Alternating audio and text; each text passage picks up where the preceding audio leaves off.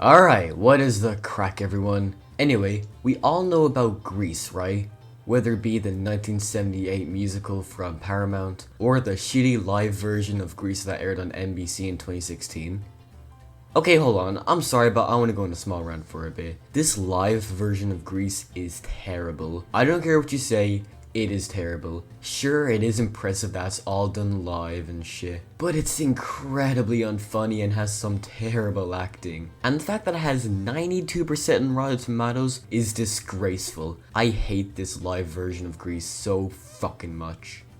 Anyway, yeah. Grease is a 1978 musical romantic comedy about two kids named Danny Zuko, played by John Travolta, and Sandy Olsen, played by Olivia Newton-John, who develop an attraction for each other over the summer break in 1950s America. When school starts back up and they both run into each other in school and slowly start to drift apart, Danny does whatever he can to get her back and to, not look like a dickhead. And some other stuff happens in the film with the side characters that isn't really important, but is kind of important at the same time. Now, this film is considered to be one of the best musicals of all time, right next to Rhapsody, Street Kids, and Illumination's The Lorax. But is the film actually that good? Just because a film has great musical numbers does not make it a fantastic film.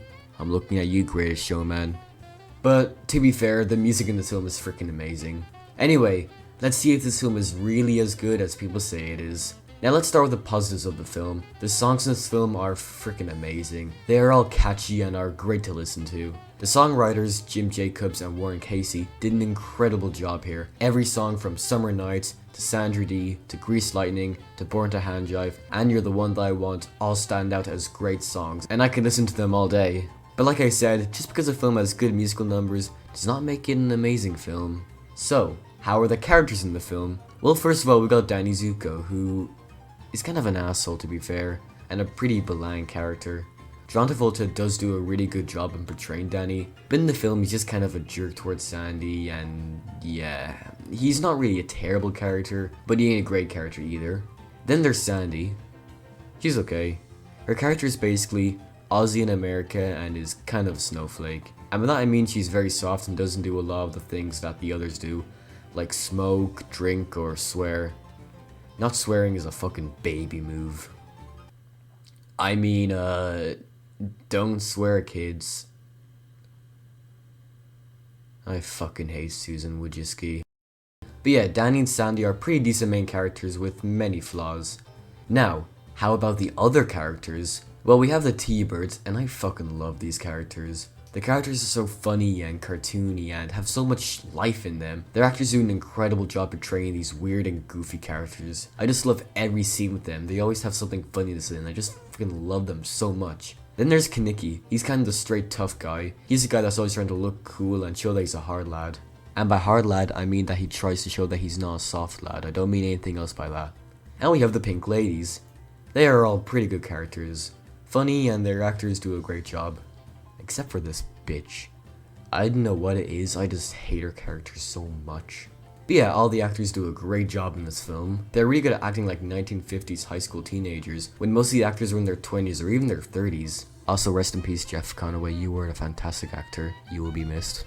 But, is the plot any good? Honestly, the plot is probably the weakest part of the film. You could summarize it with, American man wants an Australian female. Other than that, the film's plot is just kind of boring with things happening at random points in the film. Like one scene would have Danny doing athletics, then all the characters would be at a school dance, then they would all be at a drive-in movie theater, then Danny would be racing some lad in the sewer, and then it ends with Danny and Sandy flying off in a car. Somehow. If you couldn't tell, the film's got a very cartoony style, with cartoon sound effects and cartoony characters. Funny since the film was supposed to be animated, with Ralph Bakshi in talks to direct it. But Ralph's idea for the film was that Danny kills himself at the end. Weird, but I mean, what else do you expect from Mr. Bakshi? He's a bit of an odd yoke. They end up making the film live action, but they included an animated sequence around the opening. Personally, I'm glad they went with the live action route, but an animated Grease film would have been pretty interesting to say the least. So yeah, in conclusion, Grease from 1978 is a pretty okay film. It does have some flaws, like the main characters being a bit bland and the plot being a bit boring, but it makes up for it with amazing characters and fantastic music numbers. I wouldn't watch it for the story, but I'd mainly watch it for the funny character interactions and the great musical numbers.